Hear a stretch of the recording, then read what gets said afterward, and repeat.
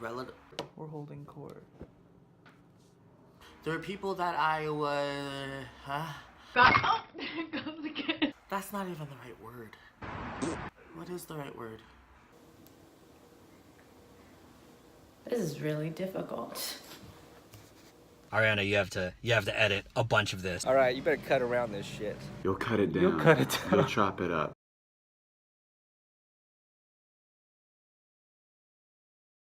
Who are you, and what was your involvement in the 8th and/or Armike? Ben, Neil. Hello, everybody. My name is Austin Jose. It's me, AJ. Yo, I'm Dante Bosco, and I'm one of the co-founders of We Own the 8th.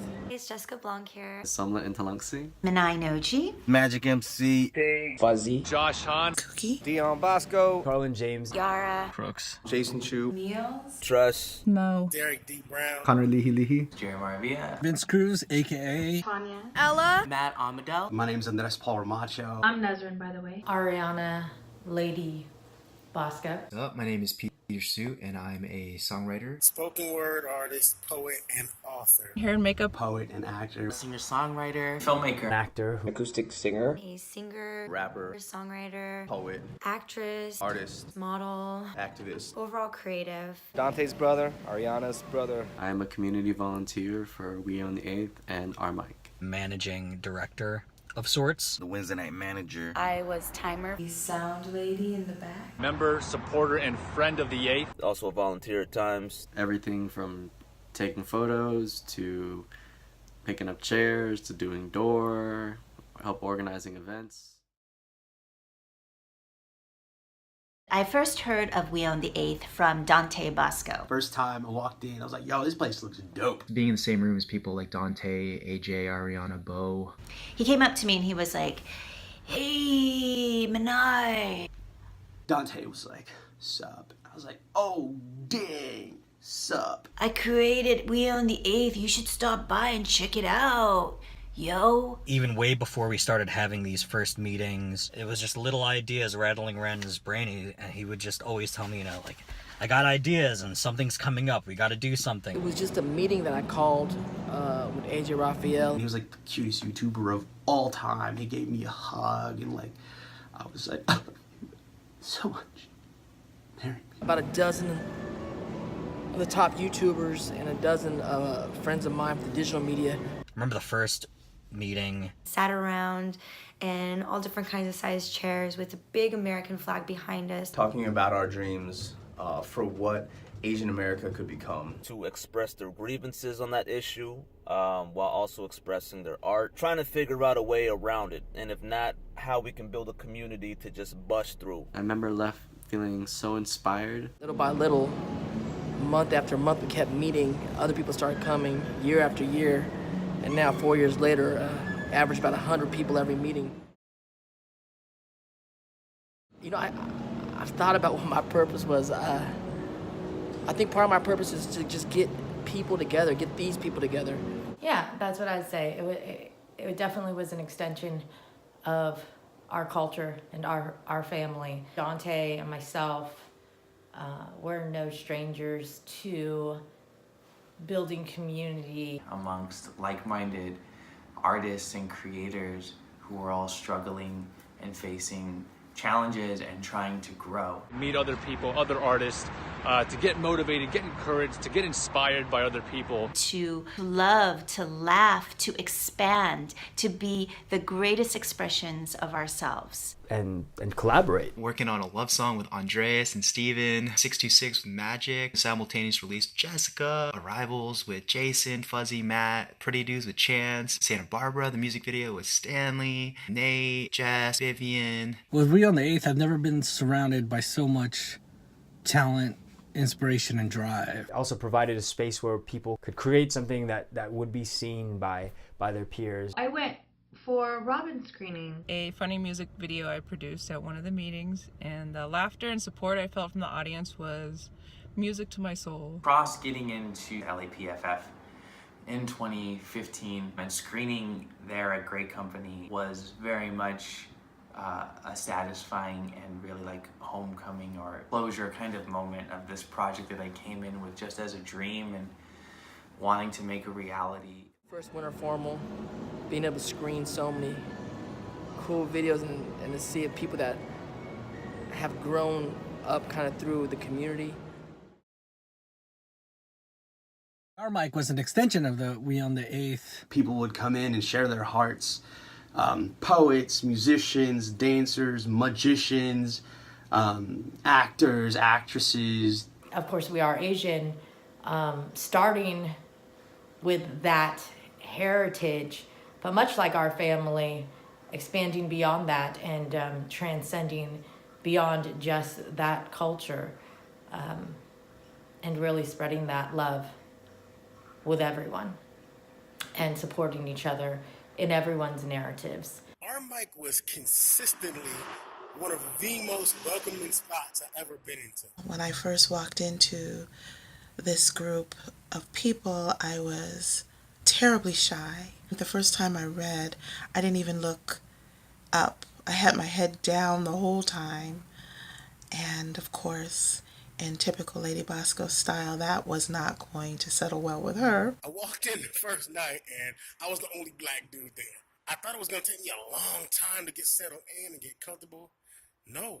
For a lot of people who are really into their career, I think it pushed them in ways that they didn't even know they had, and it touches you in places that you didn't know you could feel. And that's like when I got there, I was like, ew, what is this that I'm feeling, you guys? Ew, leave me alone, don't touch me. There are plenty of workshops you can go to around town to learn to be a better writer. There are performance workshops you can go to learn how to be a better spoken word artist, actor, comedian. But the thing that sets Our Mic apart is that it's the place where artists go to learn how to be better human beings. The mic is about hope. A safe space for artists to explore growth, vulnerability. Like a church family in that there's a lot of love expressed all the time. Not just the performing and creative experience, but the human experience and just knowing people and having this ongoing conversation, which is almost in itself this beautiful art piece. And just gives you a glimpse of like what everybody's capable of. What the fuck is wrong with my life? Like I need this message right now. What was the poem? The end poem. A good memory was crying on stage with Lady V as she said her closing poem, because the community all pitched in and helped me fly home to see my mom. My fondest memory would be being a part of Ariana's Heartstorms. I learned that I can do more than just sit in the audience. I heard you could go to Our Mic, go on stage and do anything you wanted, so one day I was feeling crazy and I went for the first time and did a solo dance routine on stage, and it was terrifying, it was a rush, but people cheered and I was instantly dubbed the 90s dancer of the group. It was like a gym, like a boxing gym for all the artists. You never knew what to expect. Round one would be a more typical open mic round. But during round one, Ariana is making notes as you're giving your poem, your comedy, your song. And then in round two, she's going to make you do what she wants you to do. Ariana made me do a plank on stage, which I still haven't forgiven her for. And so the piece that I was reading was from Andreas Paul Ramacho. And he had something in there along the lines of wanting to be someone's Prince Charming. And so naturally, when I delivered that piece, I altered the words to say Vince Charming. And like that breakthrough moment on stage, to like witness somebody else go through it is like... I sang a song that was about my father passing away. I had sang a Lana Del Rey song on stage and I completely butchered it. Shaking, probably crying, turning bright red. I had never ever sang anything like that before. Ariana called me to the stage when we were ending and she made everyone stand around the stage and stand around me, and they just started cheering for me, all of you guys, all of my friends. Allow myself to go to a place that I had never really gone publicly. I had to sing the song again and I sang it, and because I didn't want to disappoint her, I tried to give her my all. And it was the most exhilarating feeling I've ever experienced. There are people to catch you. Your tribe will catch you. Tribe. Something else I learned, a true definition from our mics. It made me ask who do I think I am, but at the same time reminded me of who I always was. Courage and the resilience that I was able to help facilitate and navigate through, but also really witness. It was a very magical thing. One of my fondest memories, it had to been when Dre did a magic show. I love magic. From his eyeball, he pulled out floss. Just kept on pulling it. And I was like, how the fuck did that shit get in there? We ate so much food. We ate so much food. I would always go there hungry, and I would leave satisfied, both mentally and in my stomach. For AJ's birthday, I had a lechon guy, so I hit him up, and I was like, yo, we need to do some lechon. We gotta have a whole pig, a whole layout, whole setup, everything. Apple in the mouth. Nobody knew how to cut open the pig. I ended up having to carve up that whole lechon, that whole pig, that whole night. It was fun though, because if you're the lechon guy, everybody's happy to see you. My favorite is whenever we go eat.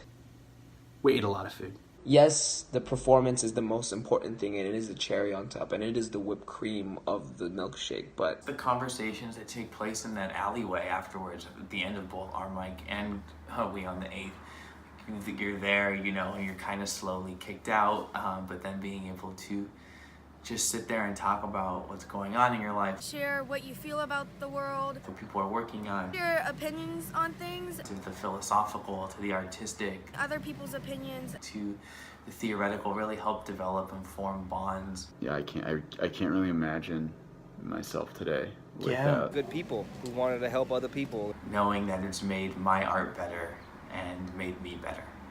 To me, they were more than just another mixer and another open mic. They were a creative watering hole. We may not share space in the same place every Wednesday.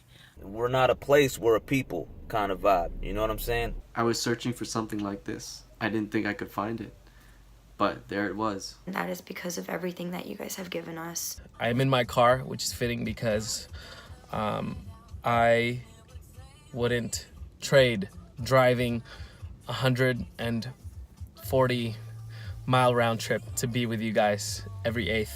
Talking to Randall Park, conversations with Justin Sean, all the YouTuber Tim DeLaGhetto's story, and just really working with my family. I guess the fond memory is just getting together. It felt like It was a family, and you could really feel that. a family party once a month. Man, I know these monthly meetings are over, but If we just hang on to the titles, the monikers of We Own the 8th and Our Mic, then we miss the lesson. What is that lesson? It wasn't your fault. It is a passing on of the baton, if you will. We Own the 8th does not stop here. You know, by no means do I think the work is done. it's never over. Let's continue the legacy. This is only the beginning. So let's get together. Our paths aligning. And let's rule the world. Can't stop, won't stop. Who's with me? Had your back. Love you all. Thanks for everything. And thank you guys for what you guys have done for the community.